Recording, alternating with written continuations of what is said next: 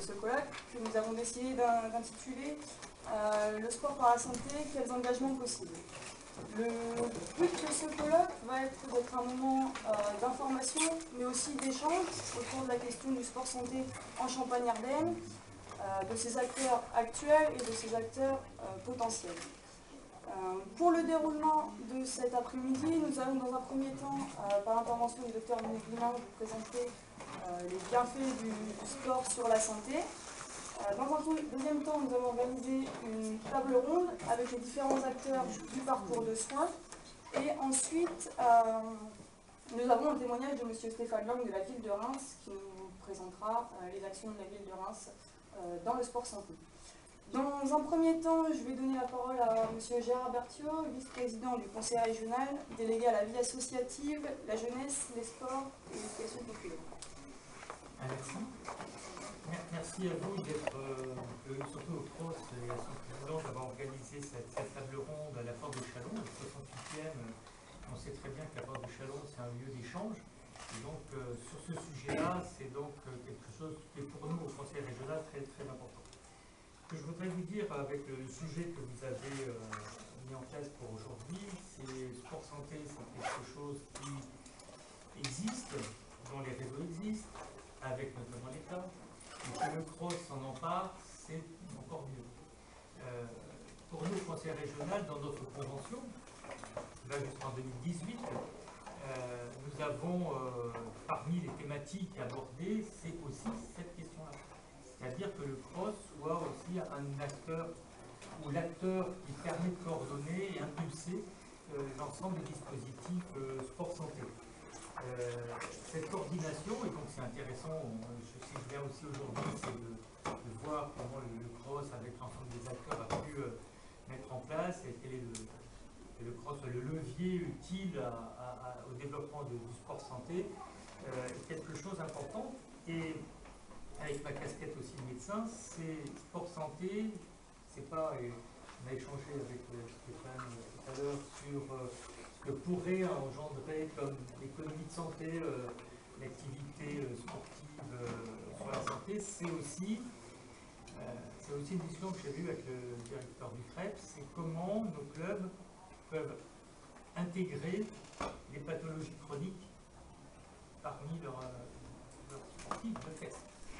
Que ce soit les chroniques respiratoires, cardiaques, diabétiques, etc. Et là, je pense qu'il y a encore beaucoup de choses à faire. Donc, en tout cas, pour nous, région, avec aussi bien la casquette sportive que nous avons, avec notre élu régional, notre vice-présidente en charge des questions de santé, comment on peut, ensemble, participer à la mise en place, justement, de ces réseaux. Et je pense qu'avec le CROSS est un des outils importants pour coordonner cette action-là. Donc je suis ici pour, merci de me donner la parole, pour justement donner notre point de vue, mais également d'échanger. Et moi ce qui m'intéresse, c'est ce qui se passe, on a un peu discuté tout à l'heure, mais bon, on a aussi des choses à voir sur le terrain, et comment le CROSS peut être justement ce coordonnateur de l'activité sport santé dans notre région. Dans la région actuelle, vous savez qu'il y a quand même quelques incertitudes sur le périmètre régional, mais en tout cas, nous sommes en Champagne-Ardenne, il y a un CROSS Champagne-Ardenne, et donc c'est à nous ensemble d'être l'effet levier et coordonner au mieux ces actions-là qui nous semblent très importantes pour nos populations. Voilà ce que j'ai souhaité dire, en tout cas en préambule de votre colloque. Je vous remercie pour cette introduction qui nous permet d'ouvrir le sujet sur le sport santé en Champagne-Ardenne, que ce soit CROSS, Direction régionale jeunesse et sport ou conseil régional. Je vous propose à présent de donner la parole à M. le Dr Dominique Limin, qui est le représentant de l'URPS, l'Union régionale des professionnels de santé, au sein du réseau Sport Santé Bien-être. Il va avoir pour mission de nous présenter les effets physiologiques de la pratique sportive sur la santé. D'accord. Bon, je suis par ailleurs effectivement médecin, mais je suis pédiatre, hein, donc je vois le sport, la santé par une petite orniette, hein, qui est celle de l'enfant, de l'enfance, hein, dès le plus jeune âge. Et bon, le sport c'est la santé par le sport comme médicament, que n'a-t-on pas entendu? des choses qui sont tout à fait pertinentes. Mais bon, je suis pédiatre et je me suis un peu référé à la bande dessinée avec la Maxime, pour ceux qui l'ont connue. Hein. Il y a des jeunes ici qui n'ont peut-être pas connu, parce que je crois que le journal n'existe plus. Mais si le journal Tintin, c'est pour tous les jeunes de 7 à 77 ans, je pense que le sport, pour tous, pour toute la population, c'est aussi de 7 à 77 ans et bien au-delà de 77 ans. Alors, tout d'abord, chez l'enfant, je crois que le sport chez l'enfant, ça fait référence à un certain nombre de choses qui ont attrait aux valeurs éducatives. Ça, c'est très important. C'est un modèle dans la vie active, le sport tel qu'on peut le pratiquer. Et effectivement, les enfants peuvent le pratiquer en club, le pratiquent bien évidemment à l'école, et ça, c'est une dimension très importante. C'est un moyen de valorisation, mais l'enfance, c'est surtout et avant tout souvent l'âge de la compétition. Et ça, c'est un élément important. Alors bien évidemment, chez l'enfant sain, il est nécessaire de la pratiquer. Elle a une grande valeur de prévention, et on est très attaché sur cette valeur de prévention vis-à-vis de l'obésité, hein, parce que l'effort régulier en tant que tel, bien évidemment, est un facteur de prévention de l'obésité chez l'enfant, mais c'est aussi un facteur qui détourne l'enfant des facteurs d'obésité que sont la sédentarité, comme l'adulte malheureusement va devoir souvent la rencontrer ultérieurement. Mais chez nous aussi, dans le domaine de l'enfance, c'est aussi le problème déjà de certaines pathologies chroniques, pour nous qui sont essentiellement l'obésité lorsqu'elle est constituée, mais aussi l'asthme qui est une maladie qui a une très forte prévalence dans l'enfance. Et là, on va déjà parler de la nécessité de maintenir une activité physique et sportive. C'est fini l'époque révolue où un enfant asthmatique se voyait quasiment contre-indiquer à la pratique du sport parce qu'il n'avait pas de traitement adapté. Et aujourd'hui, bien évidemment, le but, la finalité pour nous, c'est un traitement adapté à un enfant lui permettant de faire une activité sportive normale avec tous ses petits copains de classe à l'école ou en club, et éventuellement, si nécessaire, de maintenir une activité physique adaptée. On parle déjà d'adaptation dans l'enfance par rapport à certaines pathologies chroniques. Alors, bien sûr, l'asthme, l'obésité, mais aussi le diabète chez l'enfant, qui est une maladie qui est de plus en plus prégnante.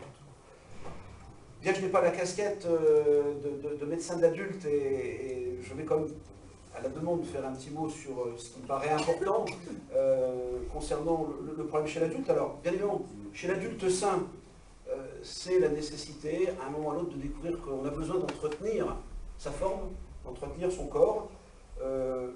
Quelques chiffres comme ça qui me paraissent quand même relativement marquants et dont on peut parler.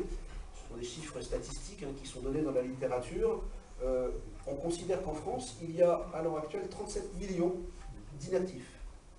Alors, 37 millions d'inactifs, ça veut dire 37 millions de personnes qui ne remplissent pas le minimum de la recommandation qui est, je dirais, universellement préconisée, qui est celle d'une activité physique quotidienne équivalente à 30 minutes de marche forcée par jour. Après, on trouve l'équivalent comme on veut. Celui qui jardine, s'il utilise sa bêche du matin au soir, il dépasse largement le quota de ces 30 minutes de marche forcée, et chacun peut entretenir sa forme comme il le veut. Mais 37 millions de personnes ne rempliraient pas cet effort minimum qu'il est nécessaire de réaliser en au minimum 3 fois 10 minutes d'effort quotidien qui peut représenter le temps du trajet pour aller au travail, pour aller faire ses courses. Voilà. Alors, bien évidemment, sur le plan de l'organisation générale, un certain nombre, et vous devez le savoir, je pense qu'ici il y a un nombre important de gens qui sont des professionnels d'une manière ou d'une autre, un peu de ce sport santé, mais vous avez vu, se sont succédés dans le temps récent, c'est-à-dire depuis 2000, plusieurs plans nationaux permettant de lancer un petit peu la machine, des plans nationaux en 2001, en 2008, des plans d'action pour lesquels se sont mis en place des moyens financiers. Alors les moyens financiers, c'est l'État, par le biais de l'ex-Jeunesse Sport, qui maintenant est un peu plus complexe. À chaque fois, je me prends dans le logo, donc enfin, tout le monde se reconnaîtra. Ce sont les collectivités territoriales, les mairies, le conseil régional, les conseils généraux qui peuvent contribuer à apporter des moyens financiers. C'est la caisse d'assurance maladie qui est très intéressée par la question. Ce sont les mutuelles qui se sont également appropriées ce domaine pour inciter et trouver des financements, parce que, évidemment, tout ça a quand même un coût. Alors, chez l'adulte sain, la prévention, on va ressasser des lieux communs, mais c'est effectivement la lutte contre l'obésité, l'ostéoporose, l'arthrose, le diabète, l'hypertension artérielle, les maladies cardiovasculaires, l'insuffisance respiratoire, et puis c'est aussi, chez tout sujet sain, le bien-être physique, tout simplement, redécouvrir à un âge, souvent dans la deuxième partie de la vie, redécouvrir qu'on s'est peut-être un petit peu laissé aller et qu'il faudrait se remettre à une activité. Et c'est là qu'à mon avis, le problème se pose véritablement. C'est celui qui a 40, 45, 50 ans, découvre qu'il a laissé un peu tomber ce qu'était son activité peut-être quand il était plus jeune, et veut se remettre à retrouver une certaine forme d'activité ou une remise au sport. Et c'est là où on bascule un petit peu entre le sujet sain et le sujet qui a une pathologie chronique. C'est là où on retombe, si on veut bien, sur la nécessité à ce moment-là d'avoir une remise aux normes, si on veut bien, une remise en forme, une remise à l'exercice sportif qui doit être contrôlée, sur le plan médical. Et je pense que les médecins, qui ne sont pas toujours forcément tous, en tout cas c'est ce qu'ils disent, ne sont pas tous forcément toujours bien formés à ça, en matière de conseils, mais on va quand même solliciter son médecin pour savoir si on peut reprendre son activité. Un club va demander un certificat médical, qu'est-ce qui permet d'évaluer. Et je pense que notre message, en particulier à l'URPS, qu'on essaye nous, des professions de santé qui regroupent l'ensemble des médecins libéraux, spécialistes ou généralistes en Champagne-Ardenne, je pense que l'idée à faire véhiculer, c'est qu'aujourd'hui, effectivement, s'est mis en place une coordination, une organisation, les fédérations de clubs sportifs, sous l'égide du CROSS et pendant d'autres institutions, ont formé des éducateurs à la reprise en main, remise en forme, remise à l'exercice physique de tout sujet porteur d'une pathologie chronique ou simplement atteint d'embonpoint d'obésité et qui veulent reprendre une activité physique et sportive. Mais je pense que tout ça doit être fait de façon rigoureuse et que l'information doit être véhiculée par chacun des composants que sont l'usager, le milieu sportif, le milieu médical, savoir qu'il est nécessaire aujourd'hui, vraisemblablement préalablement à ça, de faire un bilan médico-sportif. Et aujourd'hui, les gens sont formés pour faire ces bilans médico-sportifs. Il y a des éducateurs médico-sportifs qui reçoivent un enseignement qui leur permet effectivement de pouvoir faire un bilan et de pouvoir ensuite proposer une activité. Activité qui aujourd'hui est depuis peu, grâce au travail qui a été mis en place sous l'égide de différentes structures. Il existe maintenant pour la région un réseau sport santé bien-être qui est une entité tricéphale où l'on retrouve la partie sportive des éducateurs du monde sportif, des clubs sous l'égide des CROSS, des GDOS et qui permettent de porter cette composante indispensable.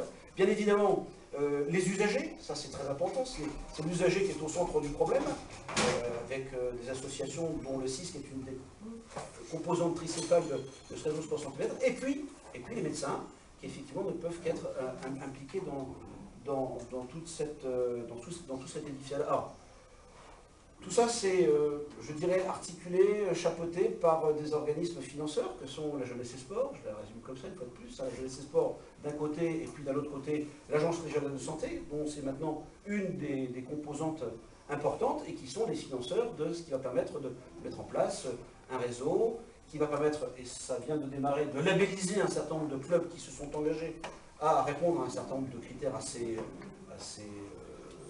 sérieux, de façon à ce que les gens puissent rentrer dans des clubs où ils savent qu'ils vont être accueillis par des éducateurs formés, attentifs à la prise en charge d'une pathologie chronique, à la remise en route d'une activité physique après une longue période d'inactivité. Et ça, c'est quand même très important sur le plan de la sécurité pour les patients, et c'est un élément très important. Et cette labellisation, les premières labellisations ont été accordées il y a quelques mois, donc c'est quelque chose d'important et récent. Je pense que M. Collard ou d'autres personnes sur cette table pourront peut-être un petit peu repréciser le sujet. J'aborde un petit peu de mon cadre, mais je suis, à travers l'URPS, une des composantes tricéphales de ce moyen qui est mis à disposition. Alors bien évidemment, pour les porteurs de pathologies chroniques, le cancer, le diabète, les cardiopathies, l'hypertension artérielle sévère, l'insuffisance respiratoire et bien d'autres pathologies vont nécessiter que soit mis en place, pour que les choses soient faites de façon sécuritaire, un bilan médico-sportif qui doit être réalisé par un éducateur médico-sportif. Et tout ça est en place, existe. Les médecins doivent savoir, et il y a encore un travail à faire de façon importante auprès des médecins. Je pense que les collectifs d'usagers sont informés maintenant quand même aussi de cette possibilité. Et puis les clubs aussi peuvent mettre en avant le label qu'ils peuvent avoir acquis pour pouvoir permettre d'aller faire une activité, une fois de plus très importante, adaptée au niveau d'un club. Voilà, je pense que j'ai à peu près résumé ce que je voulais dire sur le sujet. Je terminerai simplement sur quelques éléments sur le plan économique, parce que si effectivement on parle de la santé, le sport dans la santé, il faut parler aussi et toujours un petit peu d'économie. Quelques chiffres comme ça qui sont quand même très importants, parce qu'on parle de plus en plus, on entend de plus en plus parler du sport, de l'activité physique, de l'activité sportive, comme un élément qui pourrait s'apparenter à une forme de médicament, en tout cas qui permettrait de façon tout à fait réelle et concrète de diminuer le traitement des patients dans tout un tas de pathologies, l'hypertension artérielle, le diabète, les maladies cardiovasculaires. C'est certain que les gens qui reprennent une activité vont pouvoir, avec leur médecin, avec le suivi qu'ils auront, diminuer leur consommation de médicaments pour leur bien-être et pour le bien-être de l'économie de santé sur le plan financier. Alors, quelques chiffres comme ça, hein. On estime aujourd'hui que si ces 37 millions d'inactifs, on les mettait dans le versant citoyen actif, pratiquant le minimum de cette activité physique recommandée, ça représenterait potentiellement une économie de 10 milliards d'euros par an. C'est quand même pas rien par les temps qui courent où on cherche où on peut des millions et des milliards d'économies. En 2007, une étude a montré que la différence de dépenses santé entre un sujet actif et un sujet inactif était évaluée environ à 250 € par an de différence de dépenses en matière de santé entre les gens qui rentrent dans une catégorie ou l'autre. Voilà. Je voulais sur le plan médical apporter modestement cette information et pour qu'on puisse ensuite en avant si vous voulez dialoguer sur le sujet. D'accord. Nous vous remercions. Je pense que l'ensemble de ces éléments va nous permettre déjà de cerner concrètement l'intérêt de la construction du sport santé et également de comprendre pourquoi il est important de sécuriser l'accueil des pratiquants, notamment par la formation des éducateurs et la labellisation qui est actuellement mise en place. On va maintenant décliner le parcours de soins qui est mis en place en Champagne-Ardenne, à savoir que le parcours de soins résulte d'un travail coopératif entre les pouvoirs publics et le réseau Sport Santé Bien-être qui est constitué, comme l'a expliqué le docteur Névillin, par le CROSS, le CIS, collectif interassociatif sur la santé, et l'URPS. Nous avons ici donc, 3 représentants qui travaillent, qui sont des acteurs du parcours de soins. Donc David Lelon qui est éducateur sportif sport santé, qui intervient et qui encadre des créneaux sport santé dont certains sont labellisés, ont obtenu le label Jeunesse et Sport. Vincent Boucheron qui est éducateur médico-sportif au sein de l'UTEP de Châlons, l'unité transversale d'éducation du patient, et qui est également chargée de mission au réseau Sport Santé Bien-être, et Mme Betty Charlier qui est présidente du comité régional Sport pour tous et également membre du bureau et du comité directeur du CROSS. Dans un premier temps, je vais vous demander de vous présenter vos missions et quels sont vos rôles au sein du parcours de soins, de la construction du parcours de soins, et quelles sont vos actions concrètes au quotidien. On va peut-être commencer. Vincent, je te donne la parole. Donc, du coup, je suis donc éducateur médico-sportif à l'UTEP, unité transversale d'éducation du patient à l'hôpital de Châlons, détaché à 20% pour le réseau Sport Santé Bien-être. Donc 2 casquettes, la casquette chargée de projet au réseau où j'essaie de coordonner tous les bilans médico-sportifs qui sont faits dans la région, et la casquette EMS, donc éducateur médico-sportif, au sein de l'UTEP où là je réalise les bilans médico-sportifs. Qu'est-ce qu'un bilan médico-sportif? C'est recevoir un patient qui a été envoyé par son médecin traitant, spécialiste ou généraliste, pour une reprise d'activité physique adaptée. Avant cette reprise, il est bien qu'il ait un bilan qui peut être complet au niveau médical, et ça c'est le médecin qui s'en occupe. Mais après au niveau activité physique, ça va être le rôle de l'EMS, où il va y avoir une batterie de tests physiques. Il va y avoir également un travail, et c'est là le plus important, sur la motivation du patient à bouger plus. Est-il prêt à bouger plus? Si oui, très bien, et ça va aller très très vite avec ce patient-là. Si ce n'est pas le cas, nous les EMS, on a tout un travail à faire avec lui pour l'amener à ce qu'il puisse intégrer une activité physique sur le long terme. On va recevoir le patient, ça va durer 3 quarts d'heure, 1 heure, et à la suite de cet entretien, il y a plusieurs possibilités. Soit donc, il a besoin de travailler un petit peu plus sur l'activité physique en pratique et aussi sur la motivation, et à ce moment-là, on lui propose d'autres séances à l'UTEP. Soit il est tout à fait prêt à prendre une activité physique dans un club, et on va l'orienter vers un club sport santé. Quand je dis club sport santé, plutôt éducateur sportif sport santé. On l'envoie dans un club sportif où il y a, David qui se présentera après, un E3S. Donc EMS, éducateur médico-sportif, et E3S, éducateur sportif sport santé. Un éducateur sportif sport santé, à la base, il est éducateur sportif, c'est-à-dire qu'il gère tout bien sa partie et son activité, mais après, il a une spécificité que David vous expliquera. Moi, le travail aussi, ça va être de revoir ce patient-là, s'il y a besoin, à 6 mois, ce qui est très rare, mais surtout à 1 an, pour refaire la batterie test qui a été faite au départ. Et ça a été prouvé, donc il y a des études qui ont été faites par le biais aussi de la faculté de Reims qui nous a aidés, le FERSTAPS. Donc c'est bien prouvé que en majorité, toutes les personnes qui ont repris une activité physique ont amélioré leur qualité de vie au niveau physique, au niveau psychique, au niveau aussi du nombre de minutes qu'ils vont passer à faire l'activité physique par semaine, et au niveau des tests d'activité physique où ils se sont améliorés, que ce soit au niveau souplesse, endurance ou tonicité des membres inférieurs. Que du bénéfice.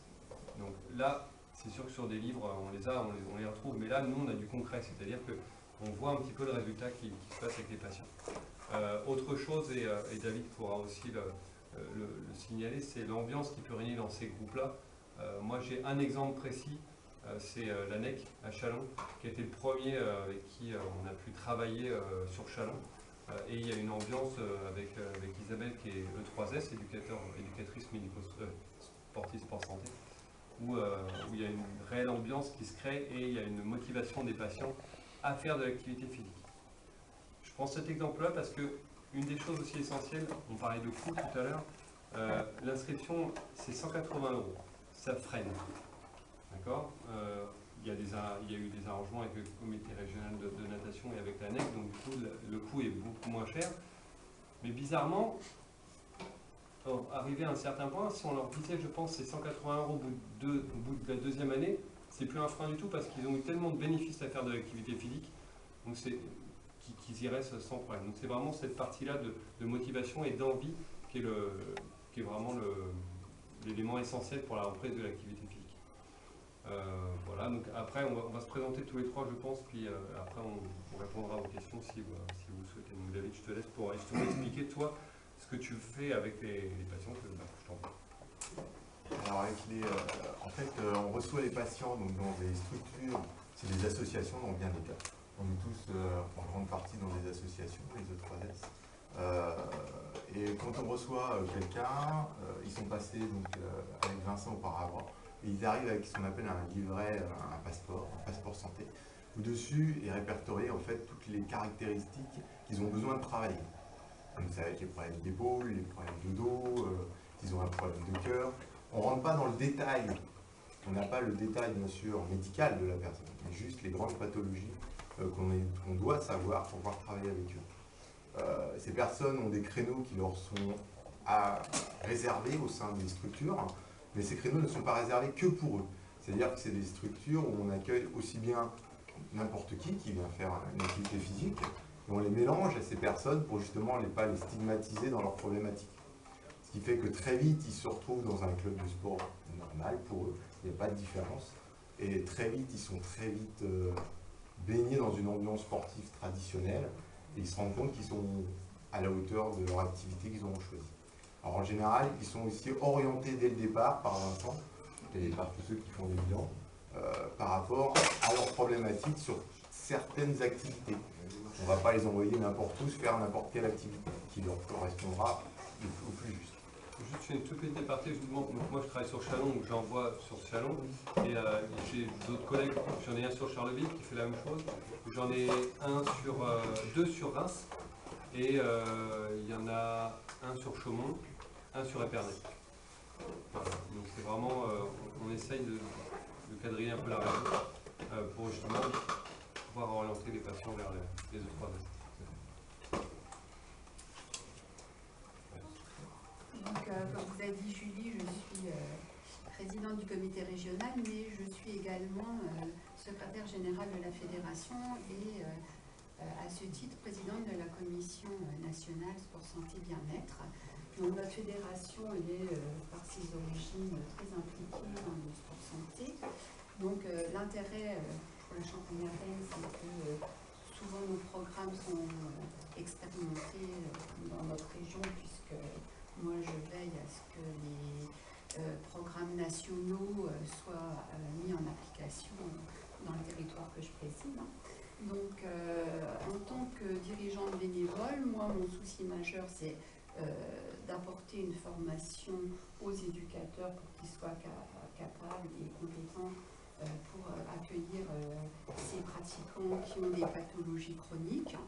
Mais c'est aussi de recevoir des personnes en termes de prévention primaire. Moi, je fais bien la distinction entre ce qui est la prévention tertiaire, la personne qui a déjà des pathologies et qui va vraiment avoir besoin d'un éducateur spécialisé. Et on a mis en place au sein de ma fédération des programmes spécifiques pour plusieurs pathologies. On a un programme qui s'appelle Diabète Action pour les diabétiques, Cœur et Forme pour les gens qui ont des problèmes cardiovasculaires. On a signé un partenariat avec la famille pour sport et cancer, etc. Donc on a un pool d'animateurs qui ont suivi ces formations en plus de la formation de base, évidemment, d'éducateurs sportifs, qui peuvent accueillir des personnes qui présentent ces pathologies, qui sont adressées par le médecin via le réseau après avoir passé des tests auprès d'un éducateur médico-sportif. Mais on accueille aussi dans nos clubs des personnes qui sont simplement sédentaires et à qui on conseille de pratiquer une activité physique pour maintenir leur bonne santé avant d'aller dans la pathologie. Et donc, mon souci, c'est donc de mettre en place des formations et ensuite de développer évidemment mon activité, puisque le principe même des fédérations sportives, c'est de développer ces associations et le nombre de ces pratiquants. Donc, j'insiste beaucoup sur la pratique d'une activité sportive en association, parce que la bonne santé, c'est pas seulement physique, c'est aussi psychique, selon l'OMS. Et tout le lien social amené par la pratique dans une association et toute cette richesse due aux échanges et à la valorisation de la personne, etc., qui se retrouve, comme expliquait David, au sein de personnes sans pathologie quand on en a une, ou qui pratiquent déjà depuis un moment quand on est sédentaire depuis longtemps. C'est vraiment très riche. Donc moi, je mets des actions en place en direction des dirigeants de mes associations pour les inciter à entrer dans le créneau sport santé et pour un petit peu vulgariser tous ces termes, parce qu'on s'est quand même heurté à des présidents de clubs qui disaient on n'est pas des établissements de soins, à des éducateurs sportifs qui disaient on n'est pas des infirmiers. Il fallait expliquer à toutes ces personnes que ça ne changeait rien à l'activité qu'ils pratiquaient d'habitude, puisque de toute façon il y a autour des formations adaptées et des bilans et des évaluations régulières. Donc c'est vrai que j'incite les clubs et j'apporte par ce biais la qualité qui est nécessaire à l'accueil des personnes dans le sport santé, avoir un accueil personnalisé, une évaluation régulière motivationnelle surtout, et puis assurer que la personne qui encadre est formée dans des lieux sécurisés, etc. Voilà. Donc c'est ça, moi, mon approche. Et après, je reviens sur l'aspect financier. C'est vrai que il y a un coût que certains territoires de la région ne peuvent pas ne pas prendre en compte la précarité. Donc ce que je fais aussi en tant que dirigeante, c'est que je démarche des financeurs autres que ceux dont on a l'habitude dans le milieu sportif, à savoir l'État et les collectivités territoriales. je me rapproche de l'assurance maladie, des mutuelles, mais aussi, et on n'en a pas du tout parlé, des entreprises, en sachant que il va y avoir une obligation bientôt que les entreprises aient une mutuelle à proposer à leur personnel, et ces mutuelles, on en a rencontré plusieurs, ont des objectifs à observer de prévention.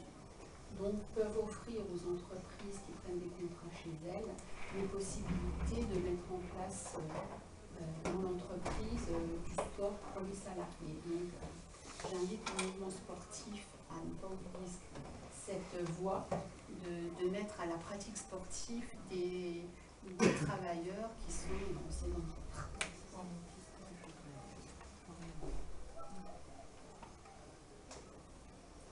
Très bien. On parle de financement, peut-être, Vincent, peux-tu nous donner quelques outils sur le mode de financement des bilans? Comment est-ce que ça fonctionne? Alors, tous les bilans médico-sportifs qui sont faits dans les UTEP ne coûtent rien. Enfin, coûtent rien, c'est le rôle des UTEP. Par contre, après, tout ce qui va être l'exemple qu'on va avoir à Reims, le bilan médico-sportif du centre médico-sportif, où là, c'est Florent Brie, il est rémunéré pour faire ces bilans-là. Donc, quand il y a une différence entre ce qui va se faire dans le public et dans le semi-privé, le public s'arrête dans nos missions. C'est-à-dire que le fait de prendre des patients pour la reprise de l'activité physique qui sont porteurs de pathologies chroniques la plupart du temps, et ça reste dans les missions des UTEP de travailler sur la reprise de l'activité physique adaptée pour ces personnes-là. Et après, pourquoi pas leur proposer aussi un programme d'éducation suivant leur pathologie, que ce soit le diabète, la bronchite chronique, de l'asthme, problème d'obésité ou autre. Donc voilà, donc, par rapport au financement de ces créneaux-là, ça fait c'est les deux choses qui se font en ce moment. Il y a le financement, je me permets d'intervenir, il y a le financement des bilans, de la commission, mais aussi le financement de la pratique. Alors, ce qui existe dans certaines fédérations, c'est qu'il y a des ateliers qui permettent d'amener la personne à un niveau qui permettent qu'elle aille dans un club avec les autres pratiquants, mais on ne peut pas la mettre d'emblée comme ça dans le club, parce que ça la démotiverait plus qu'autre chose de se retrouver à côté de gens beaucoup plus performants. Donc il y a cette prise en charge des ateliers, souvent on arrive à négocier avec des partenaires, c'est des séances qui peuvent aller entre 3 et 6 mois, et puis après les gens sont dirigés dans un club. Mais il y a après la pratique dans le club, on disait du 180 €, c'est une moyenne que j'avais aussi estimée. Ça sert essentiellement à rémunérer l'éducateur sportif sport santé, parce que évidemment on les forme, on développe nos associations, mais on souhaite aussi offrir de l'employabilité aux gens qu'on forme, et pas seulement un diplôme. Donc il faut que derrière il y ait la possibilité de le rémunérer, et ça coûte à peu près 180 € par an pour un pratiquant dans un groupe d'une quinzaine de personnes. Donc c'est cette prise en charge-là, avant que la personne soit complètement convaincue que c'est de l'argent utile parce que ça lui apporte un mieux-être, qui pose problème auprès de populations précaires qui sont aussi d'emblée les plus à risque de pathologie, rien que par le fait qu'elles soient précaires. Et c'est là où il est important qu'il y ait des financements complémentaires, alors, soit par les mutuelles, soit par les collectivités, soit par des bons CAFA, des bons vacances, des choses comme ça. Mais c'est vrai que c'est vraiment un problème qu'il faut prendre en compte, parce que cette pratique-là, elle peut être prise en charge, mais en tous les cas pas gratuite. Je voudrais quand même intervenir sur ce que vous avez dit sur la prévention primaire. Et faire le lien avec ce que je veux dire en tant que pédiatre, donc les jeunes qui n'ont pas de pathologie chronique, même si certains en ont. C'est comment, parce qu'on a fait tous le bilan dans Champagne-Ardenne, que la pratique sportive chez les jeunes n'est pas toujours, par rapport à d'autres régions de France, on est quand même en dessous d'une moyenne par rapport à d'autres régions de France. Donc il nous a semblé important, lorsqu'on a fait ce constat-là tous ensemble, c'est comment aider les jeunes à avoir une pratique sportive. En particulier là où ils s'étudient, dans le milieu scolaire. quand ils sont lycéens, quand ils sont apprentis, donc pendant leur cursus d'éducation, éducatif. Et c'est pour cela que nous, on a mis en place, et ça va être opérationnel dès ce mois-ci, le mois de septembre, où vous savez qu'on a une carte ICO avec la partie culturelle, la partie scolaire, et depuis là, le mois de septembre, un crédit sport pour justement, dans le cadre des études, que ce soit public ou privé, eh bien, on crédite une aide à l'acquisition d'une licence sportive. Donc là, on est vraiment dans ce que tu disais, comment on met en place, même quand on est jeune lycéen, etc., ou apprenti, eh bien, la nécessité d'avoir une pratique sportive. Et donc, on rejoint l'action en prévention primaire chez cette population jeune de notre région. Donc voilà, il nous a semblé utile de faire ce lien dès maintenant. Donc c'est certes un crédit de 10 € sur la carte. En corollaire, il ne faut pas que les lycées proviseurs augmentent le coût de la licence. Voilà. Ce qui a été fait dans quelques lycées de la région, et heureusement le recteur, le recteur a fait sa lettre circulaire à tous les proviseurs de la Champagne-Ardenne pour expliquer la philosophie de cette mesure.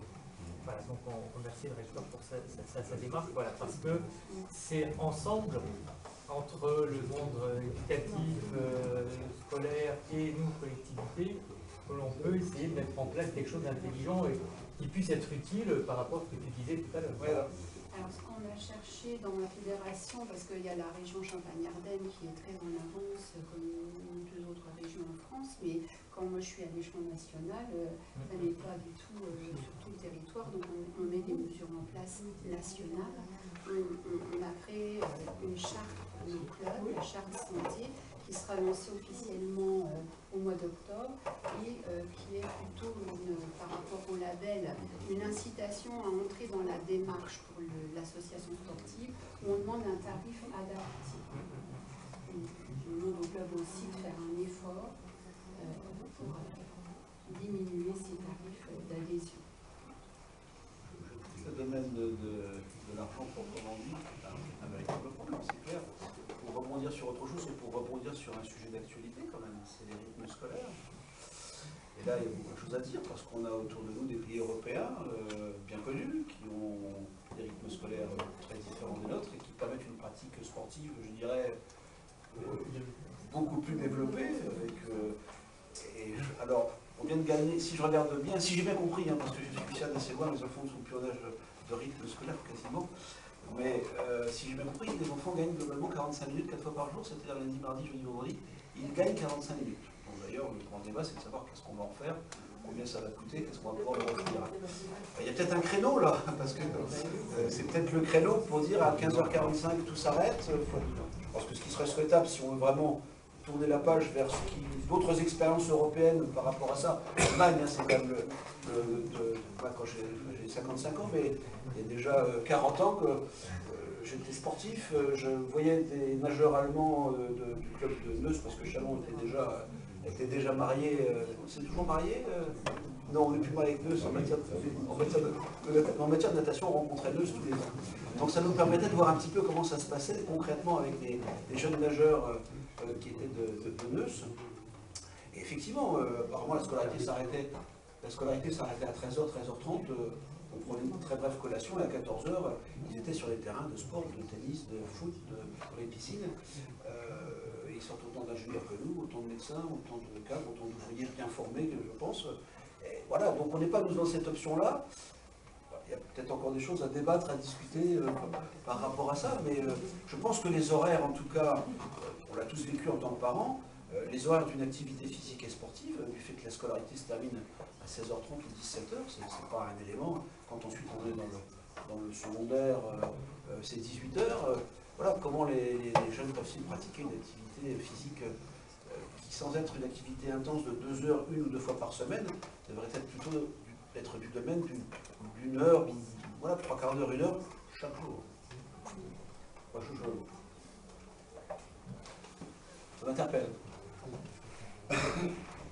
Alors, sur la création des créneaux et la mise en place des créneaux, que ce soit pour les enfants ou là, sur les adultes, sur les créneaux sport santé plus particulièrement, Daniel Lebon, je voudrais que vous présentiez un petit peu comment est-ce que le sport santé est accepté dans les associations dans lesquelles vous travaillez, si les dirigeants sont d'accord pour l'intégrer dans le projet associatif, ou est-ce que c'est une démarche assez compliquée, ou comment est-ce que ça se construit? En général, c'est une démarche déjà qui vient autant de l'éducateur que de l'association. L'association, dans un premier temps, peut y voir un avantage d'être connu et après de pouvoir garder le pratiquant au sein de son association. C'est quand même un des combats des associations, c'est de faire rentrer les gens chez eux. Après, il y a aussi tout le côté, bien sûr, santé et bien-être qui les intéresse beaucoup, parce que ça leur parle directement. Et comme en général, je parle pour ceux que je connais, bien sûr, ceux que je connais le plus sur notamment Champagne-Ardenne à Reims, on a un soutien avec la mairie de Reims sur ce type d'activité qui va permettre aux associations d'ouvrir au moins 1 ou 2 créneaux au sein de leur structure, qui est en partie financé, on va dire, pour l'éducateur. Ce qui permet aussi, en même temps, d'intégrer des cours plus spécifiques à ces associations et d'ouvrir plus de créneaux qu'il l'aurait fait naturellement tout seul, parce que tout seul, il n'aurait pas les moyens, bien évidemment, de le faire. On reste encore sur un problème, un coût financier. Sinon, il y aura beaucoup plus d'associations qui seraient moteurs sur le sujet, ça c'est sûr. Et c'est très très bien amené, très très bien vécu. Ils sont plutôt tous très intéressés pour pouvoir se lancer dans cette démarche. Ça c'est sûr. Ouais, c'est les financements que derrière ça. Voilà. Ça aide. D'accord. Et Vincent, sur les liens que tu peux avoir avec les associations, comment est-ce que ça se construit? Comment est-ce que tu décides ou proposes tel ou tel autre créneau à un patient? Après, ça va vraiment être la sensibilité du patient. S'il veut faire telle ou telle activité, ça m'est arrivé de proposer plusieurs activités à un patient qui a été testé 1 ou 2 fois, puisqu'on a la chance que les clubs et les associations proposent 1 ou 2 séances gratuites d'essai, et qu'après il puisse choisir son activité. Mais en général, souvent c'est les gens aiment marcher, donc ça va être plutôt marche nordique, ça va être plutôt relaxation, détente, donc on va partir sur des exercices plutôt yoga, relaxation. Et tous ceux qui vont... L'eau, c'est très... C'est on aime ou on n'aime pas, on n'a pas, je vais essayer, je sais pas, c'est non, c'est oui je veux aller à la piscine, non je veux pas y aller. Donc après, les différentes raisons du non je veux pas y aller, c'est j'ai peur de l'eau, je sais pas nager et je vais pas montrer en maillot de bain. Le je ne sais pas nager, on arrive à passer outre, puisqu'on a la chance d'avoir des activités qui sont où les gens au pied. Par contre, le j'ai peur de l'eau et je veux pas me mettre en maillot de bain, il y a tout un travail à faire avec ces personnes-là. Et sinon, après, pour toutes les autres activités qu'on peut avoir aussi sur Reims, comme tout ce qui est activité aquatique, enfin sur le niveau bateau, au niveau, et aussi au niveau tennis, là c'est vraiment il faut vraiment qu'il y ait une sensibilité pour ça. C'est très compliqué d'orienter des personnes d'un certain âge dans des activités un peu de ce type-là. Voilà, plus technique. Ouais. Par contre, des personnes qui vont être dans les 30-40 ans, 45-50, vont avoir plus l'envie justement de faire une activité un peu plus ludique, un peu plus technique. C'est peut-être dans ce créneau-là, pour les gens qui n'ont pas envie d'apprendre des techniques, que le PLM trouve sa place, dans le sens où les activités peuvent être accessibles pour tous et par tous. C'est ce qu'on appelle un peu les activités physiques adaptées, quoi. C'est sûr que le sport santé, au départ, on ne va pas le pratiquer pour faire de la performance. Mais il y a toujours une performance avec soi-même, pour essayer d'arriver à un certain niveau, mais pas forcément compétitif, quoi. Donc c'est vrai que dans les disciplines traditionnelles où pendant de nombreuses années, les objectifs pour les disciplines sportives, c'était de faire des médailles. Il faut vraiment qu'il y ait une volonté des dirigeants d'aller dans ce créneau du sport santé, sport loisir. Et puis il y a d'autres fédérations qui ne pratiquent pas la compétition et qui depuis toujours font dans le sport bien-être et du bien-être, enfin béni pour elles, qu'il y ait cette prise de conscience que le sport, c'est plus quelque chose qui abîme la santé, mais quelque chose qui la préserve et l'améliore. La frontière avec ce qu'on parle du sport de niveau, sport pour tous, sport santé, pardon, il y a l'intermédiaire qui est du sport pour tous. Quelle quel processus d'intégration vous mettez peut-être en place, que ce soit David ou Charlie, pour passer du sport santé au sport pour tous? Quelles sont les possibilités pour les pratiquants? Une fois que la pathologie, si c'est une pathologie chronique, il y a en principe pas de problème pour intégrer un groupe de pratiquants sport pour tous. Il suffit juste d'amener la personne à un niveau de pratique régulier pour qu'elle puisse intégrer un groupe qui, lui, pratique régulièrement sa pathologie. Ce qu'on peut appeler un peu les créneaux passerelles, c'est-à-dire les ateliers passerelles, on va orienter, nous les EMS, on va orienter vers les clubs avec les éducateurs sportifs sport santé, dans l'objectif qu'ils y restent 1 an, voire 2 qui est exceptionnel, mais c'est là où il y a encore un travail à faire là-dessus. Pourquoi? Parce que les gens, je reprends encore l'exemple de l'ANEC, les gens à l'ANEC se sentent tellement bien qu'ils veulent rester entre eux. Donc il va falloir démultiplier le nombre de créneaux à l'ANEC, mais c'est juste pas possible de démultiplier le nombre de créneaux de piscine.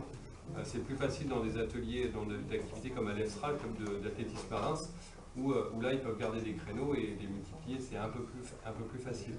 On a vécu ça aussi. Les gens créent des groupes et puis après ils veulent rester entre eux, ils ne veulent pas aller rejoindre une association existante. Et donc pour répondre à ça, c'est vrai que dans nos activités génomiques, c'est facile. On a un club support et puis ça fait des sections. C'est plutôt l'animateur qui se déplace plutôt que la personne. Tout dépend du type d'activité, mais c'est vrai que ça peut être cette solution-là. Il ne faut pas avoir besoin d'équipements très spécifiques pour ça, parce que les équipements, il n'y en a pas partout et puis ils ne sont pas extensibles en une journée qui fait 24 heures. On va peut-être laisser un petit temps d'échange si vous avez des interrogations. Complément d'information, vous avez parlé de finance tout à l'heure. Pour un club, comme je suis président du club Centreville, on a aussi une chance de pouvoir déclarer ça au CSDS, n'oublions pas, qui permet de payer une partie des frais qu'il peut y avoir, même si on réduit, comme je disais, la licence, on arrive à avoir cette finance-là. Il y a d'autres finances territoriales, il y a beaucoup de gens qui essaient de nous aider, qui veulent rentrer dans le contexte. Il ne nous manque plus que les médecins, je dirais presque, je le disais tout à l'heure. Il nous manque plus que les médecins qui soient à 200% pour et qu'on remplisse. Moi, si demain, je vous disais, je ne suis pas très long, c'est vrai qu'une piscine, elle a la taille qu'elle a. Et puis, on a ce qu'on peut avoir. Déjà, quand je mets 18 personnes dans la piscine, que pour le savoir, le sport santé, donc, enfin, nous on appelle ça le savoir nager, la santé. 18 personnes, c'est énorme déjà. 2 ans, le gros avantage, et c'est ça que les clubs ne voient pas, on n'est pas là pour faire du bénéfice sur cette personne-là. Par contre, si on peut les faire continuer derrière sur de l'aquaforme, pas de l'aquagym, sur de l'aquaforme et des choses comme ça, effectivement, ils peuvent se réintégrer. Comme je disais tout à l'heure, l'avantage qu'ils ont quand il y a une bonne ambiance, ils s'intègrent très facilement, tu l'as dit aussi. Ils sont avec la masse, quoi. Dans une piscine, on est tous ensemble. Il y a des compétiteurs comme les gens qui sont là en loisir. Ils sont tous ensemble. Et à un moment donné, ils voient bien qu'ils pourraient aller à côté.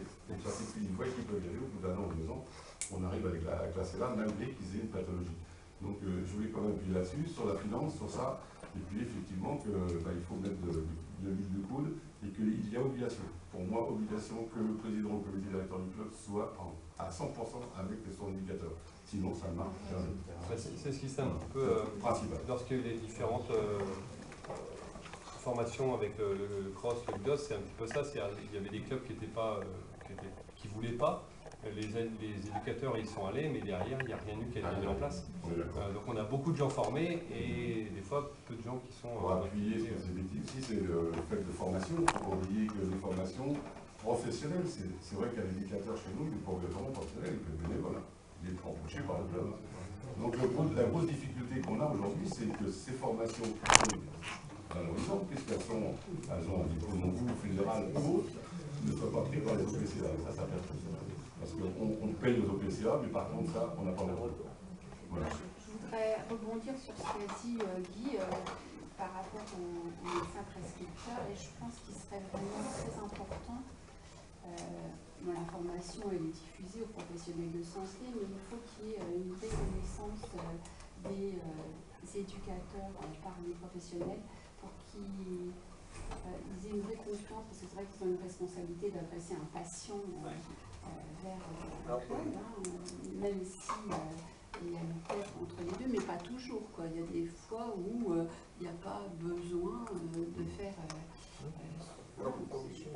Concrètement, tous les médecins, par le biais de leur cotisation URSSAF, cotisent une fois par an, je ne sais plus quelle est la somme, 130 € si mes souvenirs sont bons, tous les médecins libéraux cotisent sur les bordereaux trimestriels de cotisation URSSAF.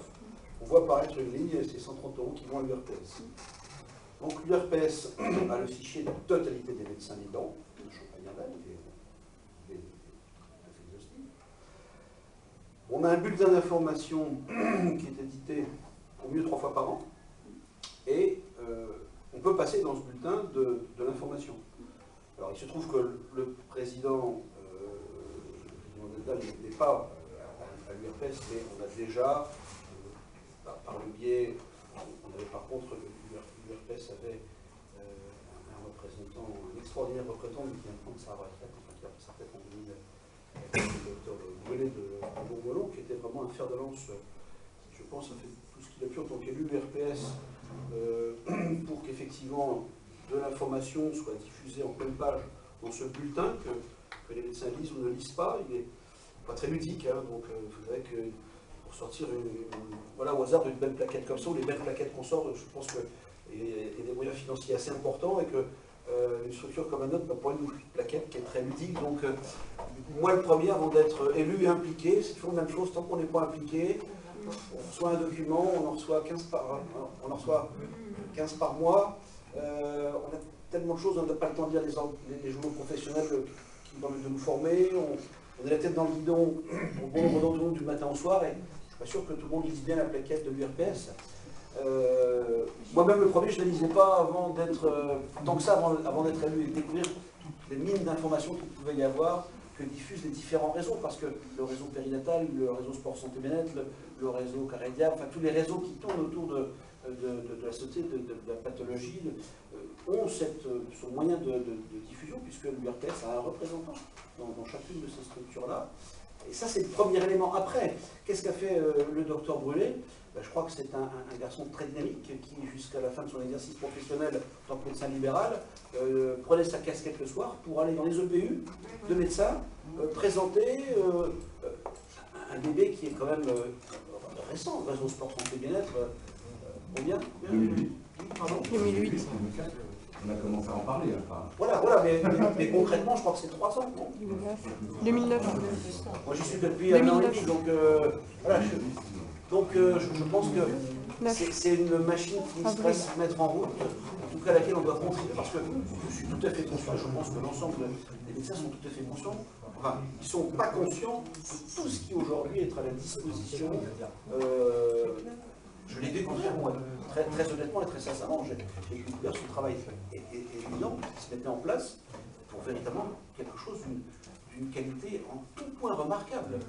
Je pense que ça, donc, passer son temps à répéter aux collègues qu'il existe des choses avec des gens qui sont formés et qui permettent, voilà, qui devraient permettre effectivement de faire des choses. Alors, je ne sais pas, peut-être que Vincent peut nous dire, est-ce que les chiffres de l'activité de bilan est en stagnation, progression, régression? Tout dépend du secteur.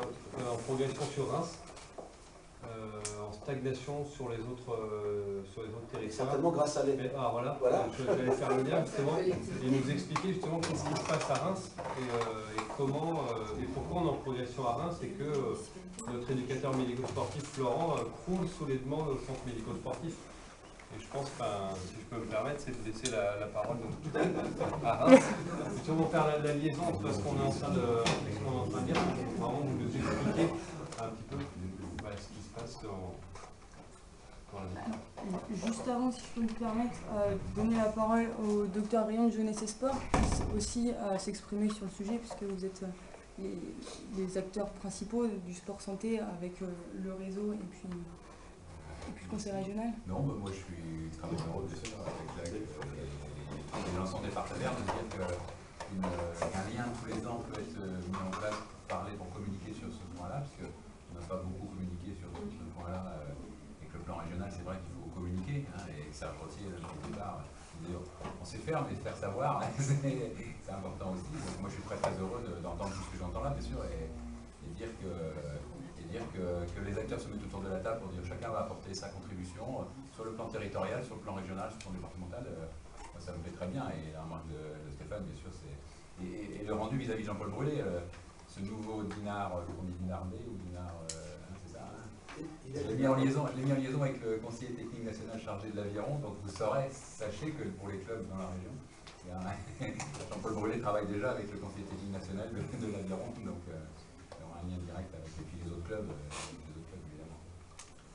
Voilà, non, je pense que d'ici la fin de l'année, il y aura un comité de pilotage du plan régional sport santé bien-être, et j'espère qu'autour de la table, il y aura toutes les institutions, ARSDR, collectivités territoriales, pour la remise des labels était, je pense, un élément important, où on avait le conseil régional, on avait la ville de Reims, les collectivités territoriales, ça part du club, donc ça part de, même s'il y a un parcours avec le médecin, etc., ça part du club, donc il faut que les acteurs autour du club soient présents, et la dynamique locale est très important. Et l'agence régionale de santé, vous direz que le contrat local de santé qui a Reims, et je pense aussi un des éléments qui a fait travailler ensemble le secteur du sport et le secteur de la santé, et ça c'est vraiment très intéressant. Une remarque pour rebondir sur ce que tu dis, mais une question comme ça, hein. Il me semble quand même qu'un certain nombre d'entre nous ont passé en leur temps un diplôme qui s'appelait CES de médecine du sport. Je pense qu'un certain nombre de confrères, bon nombre de confrères, ont ce diplôme. Ils l'exercent ou ils ne l'exercent pas dans le cadre de leur exercice général. Peut-être que ça pourrait être de la part de, je ne sais pas, est-ce que vous avez, Jeunesse et Sport, le listing des médecins du sport de...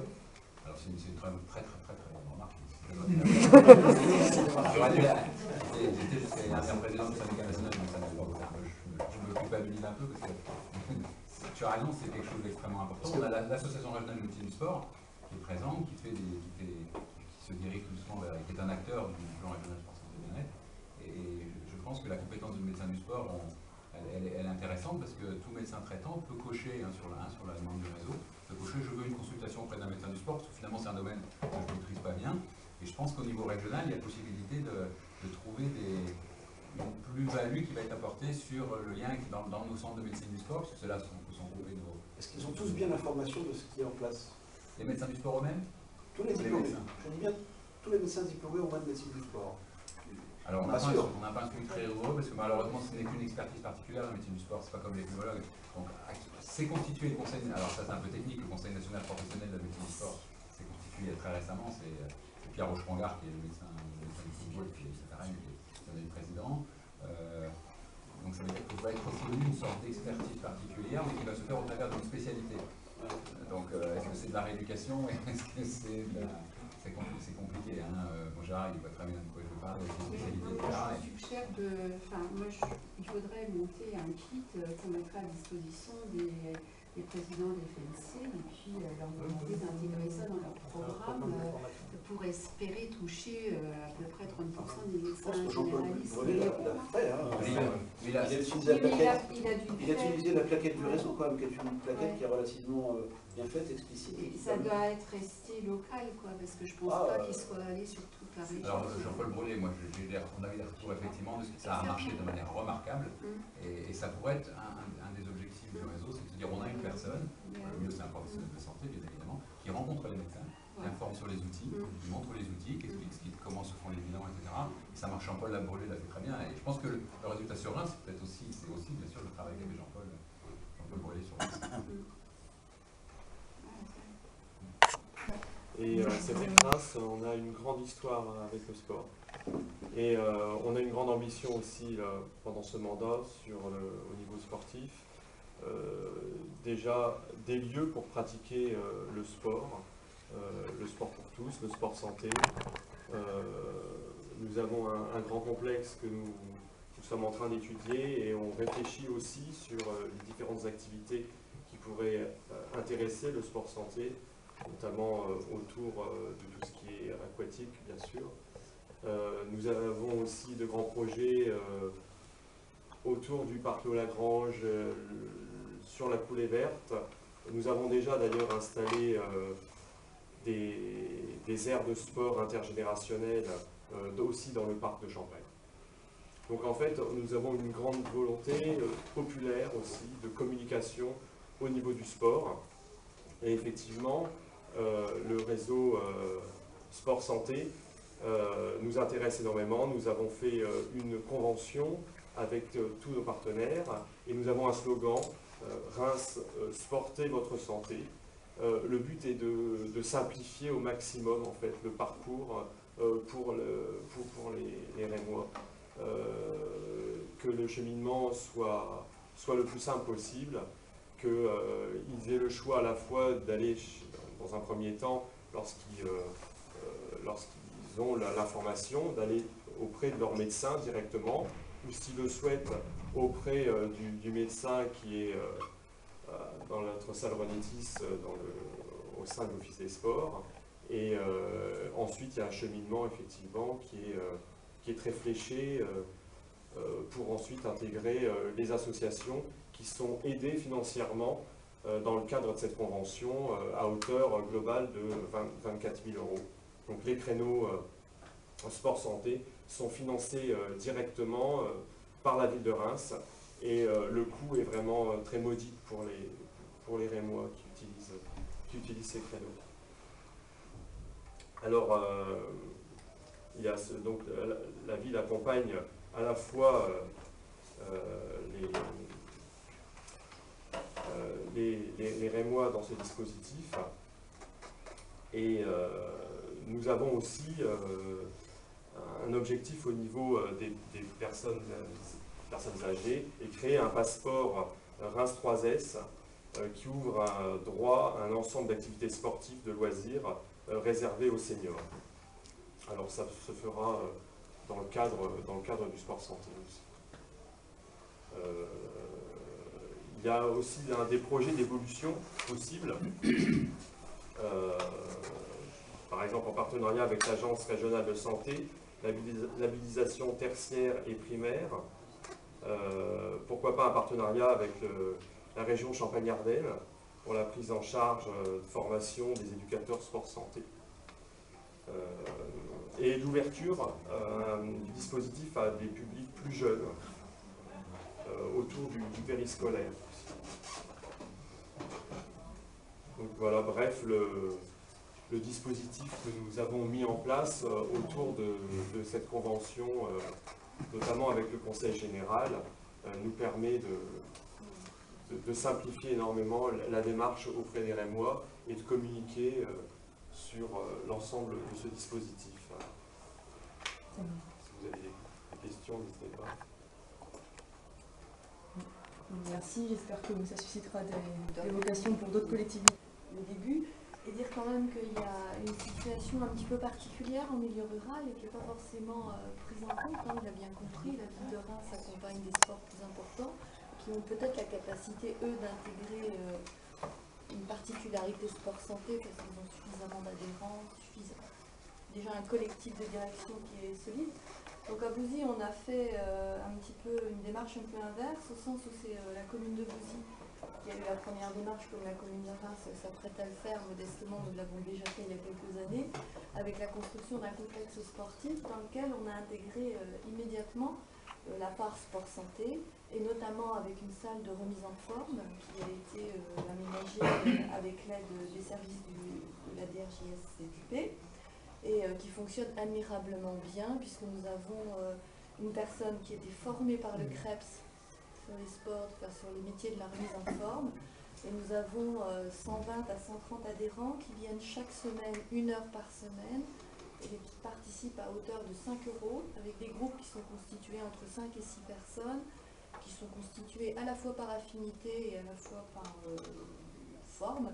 Et donc, sur ces créneaux, on accueille à la fois des personnes très âgées, on accueille des personnes en situation de handicap, on accueille des jeunes, et on accueille une population depuis 2 ans maintenant, et les créneaux sont renouvelés d'année en année, et chacun maintenant est très proche de garder son créneau. Je voudrais simplement dire aussi par rapport comme vous disiez tout à l'heure, et dernièrement comme partenaire avec lequel nous travaillons beaucoup, c'est Lisette Via-Lufolette qui est présente ici, donc ils sont bien implantés. Et pour dire que la démarche du Conseil régional d'ouvrir, certes, l'UNSS c'est intéressant, mais il y a toujours tous les enfants qui sont scolarisés en milieu rural, qui n'ont pas forcément envie de retourner encore dans leur collège, et qu'il y a peut-être une réflexion à faire pour éventuellement inviter les professeurs à se délocaliser dans des endroits où il y a des équipements. C'est une réflexion par rapport aux jeunes. Je m'excuse, je vais un petit peu, je termine, je vais laisser la parole. Et je voulais aussi dire que nous avons réussi à nouer des partenariats avec l'éducation nationale. Voilà. Merci pour ce témoignage. Oui, moi je me lève parce que j'aurais témoigné de l'intérêt justement de la troisième branche d'appartenir au réseau, qui est le CIS, le collectif interassociatif sur la santé, qui est donc des associations de patients malades et associations familiales. L'intérêt, c'est qu'on représente différentes pathologies diverses et variées, qui vont aussi bien de la ligue, problèmes insuffisants rénaux, diabète, handicap psychique, enfin vraiment c'est des troubles, des handicaps très variés. Donc nous avons été associés à la création du réseau depuis ses débuts, et c'est vrai que nous en sommes acteurs et nous en sommes assez fiers. Mais ce que nous voudrions maintenant, c'est que c'est vrai qu'on a vu que le réseau se développait essentiellement en Marne, essentiellement dans certaines grandes villes, mais le réseau sport santé bien-être, ça doit être champ-pardonné. Et c'est vrai que nos associations, on est au nombre de 38, qui ont un maillage régional, quelque part, elles piaffent un peu d'impatience, parce qu'on a des patients qui vont être au fin fond des Ardennes ou au fin fond de la Haute-Marne, qui aussi aimeraient faire des activités sportives. Et pour l'instant, bon, il faut prendre exemple sur la Marne, hein, avec le Conseil général qui s'est fortement impliqué, avec la ville de Reims qui s'est fortement impliqué. Donc du coup, il ne faut pas oublier non plus toutes ces populations autour. Donc on n'est encore que le début, mais on est vraiment en attente. Deuxièmement, nous avons des exemples très concrets avec des pathologies particulières où vraiment les gens se sont lancés dans des pratiques de sport adaptées et ça leur convient très bien. Et même nous allons faire, là, dans le cadre de l'ARS et du CEPOM avec le réseau, une étude qualitative très fouillée pour savoir vraiment est-ce que ça a enlevé des médicaments, comment on sait mieux porter en pratiquant le sport au bout de quelques années. Donc on va sortir l'étude là tout à fait prochainement. Et puis pour dire aussi que les associations, ben, ça peut être aussi un appui financier, puisqu'on a des associations comme la Ligue ou comme l'association des diabétiques, qui ont quand même quelques moyens financiers et qui, pour elles, quand un patient veut pratiquer un sport, prennent quasiment complètement en charge la pratique sportive. Donc c'est aussi des partenaires financiers importants.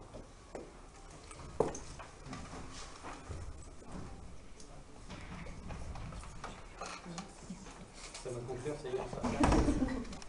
Écoutez, j'étais très heureux de partager avec vous ces témoignages et ces éclairages concernant le sport santé, la santé par le sport.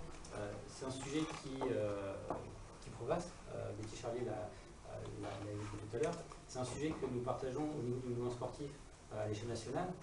C'est très bientôt, dans une dizaine de jours, l'opération nationale Santé vous sport qui a trouvé un écho au niveau du pouvoir public, au niveau de l'État. Également au niveau de la Commission européenne.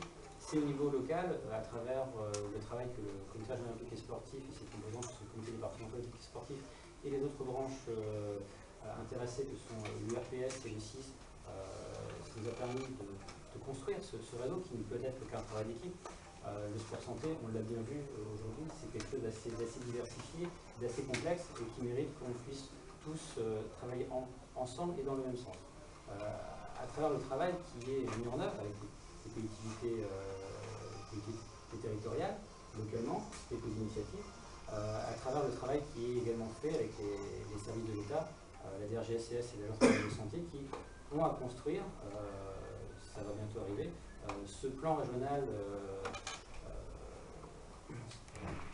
sport santé bien-être, qui devrait nous permettre de pouvoir apporter, c'est en tout cas l'espoir et l'ambition que peut avoir le mouvement sportif, plus de visibilité, un dispositif qui est quand même un petit peu complexe, aussi bien pour les usagers, pour les personnes qui sont éloignées du sport, que pour les médecins, parce que tous ne sont pas, ça a été rappelé, véritablement impliqués dans la prescription de l'activité sportive. Plus de visibilité dans le contenu des parcours, plus de visibilité aussi dans le contenu des formations, on a à travers l'attrait aujourd'hui rencontré par la question du sport santé, de nombreuses formations qui sont proposées, qui sont des formations proposées tant par les universités que par les fédérations, que par le CREPS, que par nous-mêmes, qui sont là pour pouvoir garantir la sécurité, la sécurisation des parcours et la pratique. Mais tout ça fait que voilà, on a de multiples approches qu'il nous faut pouvoir simplifier, faciliter, non pas simplifier dans la volonté, parce qu'on a cet intérêt d'être garant tous de la sécurité du patient ou de la personne fragile qui rentre dans cette pratique sportive. En tout cas, qu'on doit pouvoir faciliter la reconnaissance et le contenu de ce qui est compris par tous. Le créneau labellisé, qui est véritablement le cœur de cette sécurité de la pratique, de cette adaptation de la prise en charge, c'est quelque chose qui me tient à cœur, aussi bien au niveau du réseau sport santé bien-être que du pouvoir public, quelque chose sur lequel il faudrait notamment qu'on puisse insister. Mais tout ça, ça ne pourra faire que si on s'inscrit tous collectivement dans le long terme. Ce qui veut donc dire pérenniser aussi les financements, ne plus forcément être dans des logiques d'appel à projet, mais qu'on puisse vraiment se construire quelque chose de stable et sur plusieurs années, et avec des financeurs qui soient encore plus nombreux. On pense notamment à l'assurance maladie, lorsqu'on parle de ça, notamment lorsque on entend les chiffres importants que nous a rappelé le docteur Guillemin, 250 € par an par personne non pratiquante du sport, ça commence à chiffrer. Les 10 milliards qui étaient évoqués, c'est des chiffres qui sont considérables. On voit qu'on a des moyens, mais comme toujours, s'agissant de politique de prévention, on ne peut-être pas sur toujours les moyens nécessaires.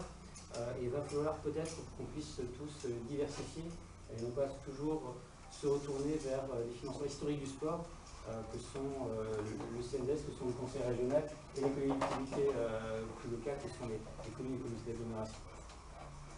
Et puis surtout, un des enjeux, c'est bien celui de diversifier l'offre. Alors diversifier l'offre à la fois sur le contenu de la pratique, c'est-à-dire que finalement tous les sports peuvent peut-être proposer une version sport santé, de façon à pouvoir intéresser de nouveaux pratiquants, et puis également diversifier l'offre territorialement, puisque effectivement, un des enjeux, c'est que sur l'ensemble d'un territoire aussi diversifié que celui de la Champagne-Ardenne, on puisse proposer une offre, un accès au sport santé. Voilà, moi j'étais véritablement heureux de pouvoir, avec le conseil régional, vous inviter à cette petite conférence qui va nous permettre de pouvoir se reposer des questions, s'intéresser à cette problématique et nous dire que dans les mois à venir, on a un travail collectif et commun à mener en relation avec les pouvoirs publics, avec les autorités que sont les RGSCS et l'Agence régionale de santé pour construire ce plan régional qui nous fera tous collectivement avancer, puisque s'agissant du sport santé, on est bien sur une œuvre collective au bénéfice de tous. Voilà, merci à tous de votre participation et des riches débats que nous avons pu mener ensemble. Je ne peux pas terminer sans remercier et féliciter notre chef de projet en charge notamment du sport santé et du cross, Julie Pilette, pour l'animation et la préparation qu'elle a pu mener. Merci à elle.